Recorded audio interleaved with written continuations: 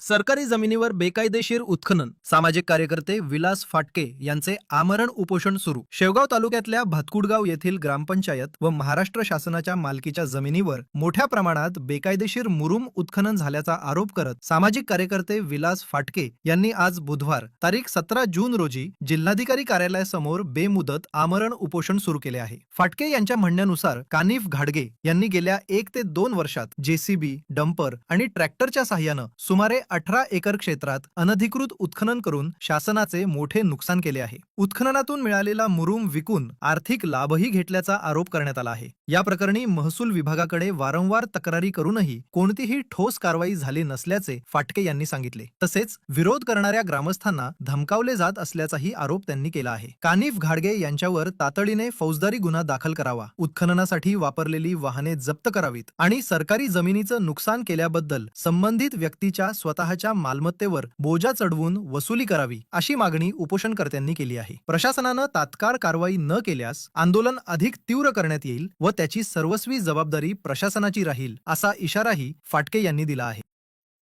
नमस्कार, मी विलास फाटके, सामाजिक कार्यकर्ता बख्तरपूर.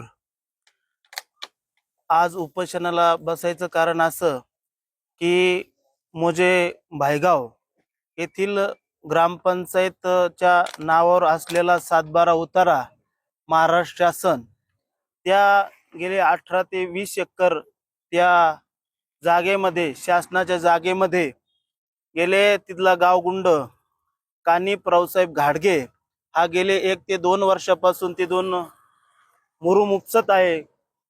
डंपर, जेसीबी, ट्रॅक्टरच्या साहाय्याने खूप मोठा त्या ठिकाणी गांडूळ घातलेला आहे आणि वेळोवेळी तिथले तहसीलदार असेल आणि सर्कल असेल किंवा तलाठी असतील, आम्ही यांना वेळोवेळी सांगितलं होतं की साहेब, या गावगुंडाला तुम्ही रोखलं पाहिजे.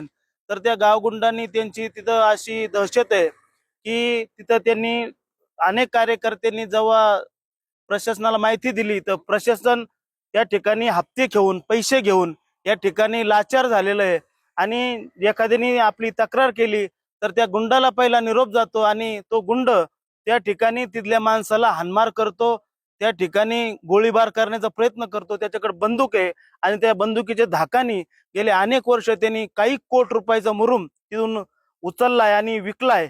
आणि म्हणून मला असं म्हणायचंय की या गावगुंडावर जोपर्यंत फौजदारी स्वरूपाचा गुन्हा दाखल होत नाही, जोपर्यंत त्याचा जेसीबी, डंपर, ट्रॅक्टर जप्त होत नाही आणि तिथल्या ज्या जागेचं 18 ते 20 एकर जागेमध्ये जे खोल 1-2 परसाचे खड्डे केलेत, ते खड्डे मोजून त्याच्या जमिनीवर, त्याच्या 7/12वर, त्याच्या प्रॉपर्टीवर बोजा चढत नाही तोपर्यंत मी माझं उपोषण या ठिकाणून सोडणार नाही, अशी या ठिकाणी माझी प्रमुख मागणी आहे.